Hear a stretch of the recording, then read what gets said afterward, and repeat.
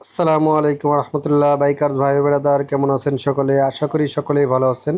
তা দেখতে পারতেছেন অলরেডি কোন বাইকটি নিয়ে আজকের এই ছোট্ট একটি ব্লগ।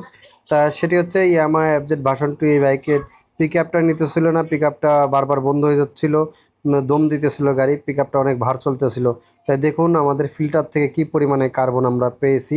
পুরাই মাটি, এত পরিমাণে মাটি যা বলার মতো না।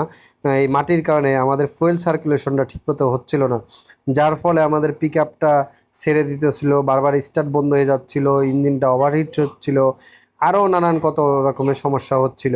তা মূলত হচ্ছে আমাদের এই ফিল্টারটা, এই ফিল্টারটার ভিতরে এত পরিমাণে আপনার মাটি জমেছিল যা বলার মতো না। দেখুন আমাদের যে ফিল্টার যে চেম্বারটা আছে, চেম্বারের ভিতরে কি পরিমাণে এখনও মাটি জমে আছে যা বলার মতো না। তা আসলে এফআই বাইকগুলা আপনার ভালো একটি জায়গা থেকে আপনার তেল নেবেন, 2-4-5 কিলো পরে হইলেও ভালো একটি জায়গা থেকে তেল নেবেন, তেল নিয়ে তারপরে আপনারা বাইকটি রাইড করবেন, নাহলে আপনারা নানান রকমের সমস্যার সম্মুখীন হবেন। তাই দেখুন আপনারা ফিল্টারটা কিন্তু ক্লিন করছি আপনার ট্রেনের নিচে। তাই দেখুন নিচের অংশে কি পরিমাণে বালু দেখা যাচ্ছে। এই সম্পূর্ণ বালু কিন্তু আমাদের এই ফিল্টার থেকে বেরিয়েছে, আরও অনেক বালু ছিল। তাই ভালো থাকবেন, সুস্থ থাকবেন, আল্লাহ হাফেজ।